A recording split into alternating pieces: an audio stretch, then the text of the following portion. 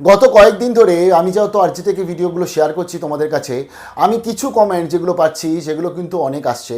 এক নম্বর হচ্ছে আন্দোলন করতে হবে, আরেকটি হচ্ছে পথে নামতে হবে এবং এই ব্যাপারে আরও জাগ্রত করতে হবে, সমাজকে সবাইকে জানাতে হবে। এবং এই যে আজকের আন্দোলন বা পথে নামা এই সমস্ত যখন কমেন্টগুলো আসে, একবার মনে হয় যে হ্যাঁ, একটা ডাক দিলেই তো হয়।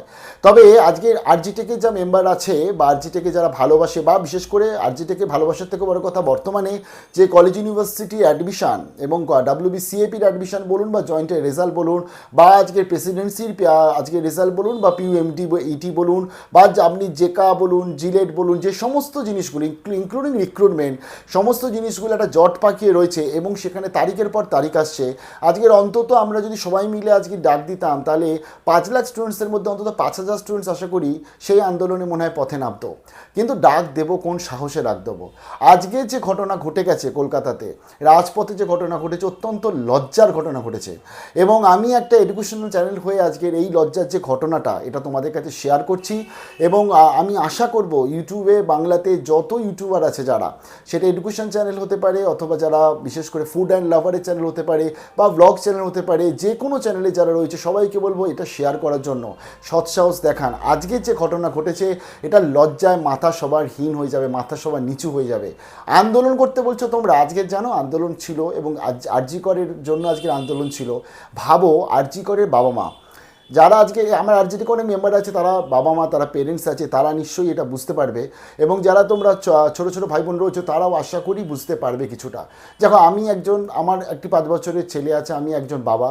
তো তার ফলে আমাদের একটা সময়ের পরবর্তীতে না আলটিমেটলি এটাই হয়ে যায় মানুষের কাছে মেন মোটো, পেরেন্টসদের কাছে, যে সন্তানকে কী করে পড়াশোনা করাবো, সন্তানকে কী করে ভালো রাখবো, বাচ্চাকে কী করে ভালো রাখবো। যেমন তোমরা যারা কলেজ স্টুডেন্টস বা যারা জয়েন্টের স্টুডেন্টস, তোমাদের দেখবে বাবা মা তোমাদের সাথে কিন্তু সমানভাবে তারা ডিপ্রেশনে বা টেনশনে রয়েছে, আর তার একটা কথাই বলছে, চিন্তা করিস না, সব ঠিক হয়ে যাবে।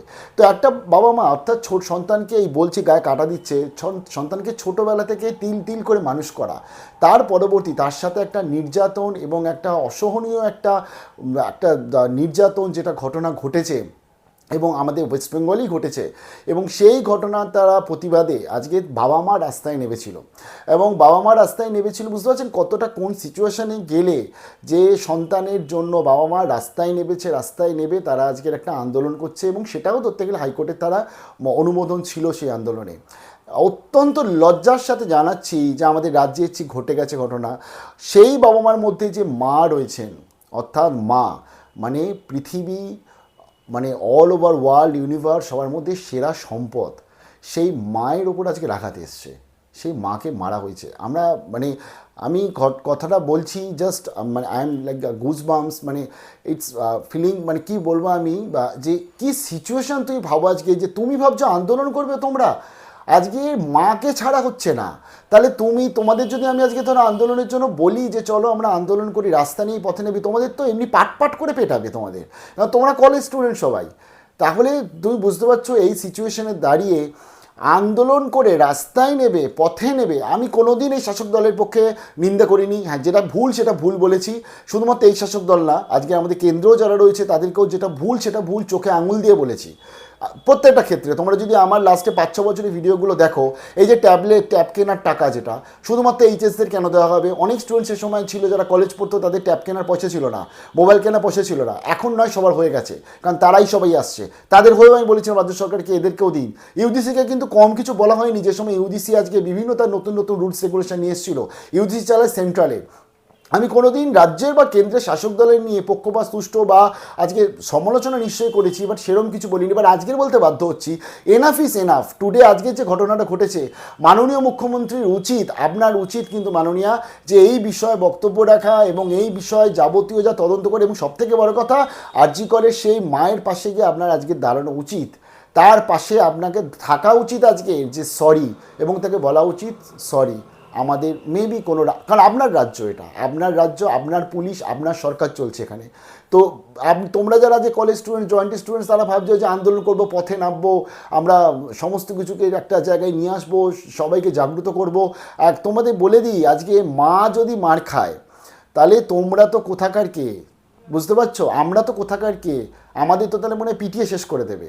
তো তার জন্যই পথে নাবার আন্দোলনের যে স্বপ্নটা আমরা দেখছিলাম, আজকের দিনে যে দৃষ্টান্ত তৈরি করে দিল রাজ্য, আমার মনে হয় না সেই সাহস আমরা কেউ দেখাতে পারবো। কারণ আমি কোনোদিন চাইবো না আমার যারা সাবস্ক্রাইবার রয়েছে 17, 18, 19 বছরের বাচ্চারা যারা, তারা আজকে রাস্তায় যাক আর তারা মার খাক, তাদেরকে পেটানো হোক, তারা হসপিটালে ভর্তি হোক, এটা আমি কোনো দিন চাইবো না। তবে আজকের যে ঘটনাটা ঘটেছে এটা লজ্জা, এটা same of West Bengal government. আমাদের আজকে কালো দিন হিসাব মতন, আজকে 9 তারিখে রাখি বন্ধন, এত ভালো দিন আমাদের আজকে। সেই রাখি বন্ধনে যে ঘটনাটি সামনে আসছে, বিভিন্ন মিডিয়ার মাধ্যমে শুনতে পাচ্ছি যা যা কিছু, আমি একটাই বলবো, সেই মায়ের কাছে বলবো, মা আপনি আমাদের ক্ষমা করে দেবেন, আমরা মনে হয় আপনাকে যথার্থ সম্মানটা দিতে পারলাম না। তবে এটাই বলছি, আপনি দ্রুত সুস্থ হয়ে উঠুন, দ্রুত আরোগ্য লাভ করুন, এটাই প্রার্থনা করছি। আর আপনার মেয়ে যেখানেই আছে সেও আপনার পাশে আছে সবসময়, এটাই প্রার্থনা করছি। আর আপনি কাঁদলে সেও কাঁদবে, তাই কাঁদবেন না, সব ঠিক হয়ে যাবে, এটাই প্রার্থনা করি। ভালো থাকবে। কী মনে হয় কমেন্ট সেকশনে তোমরা জানিও।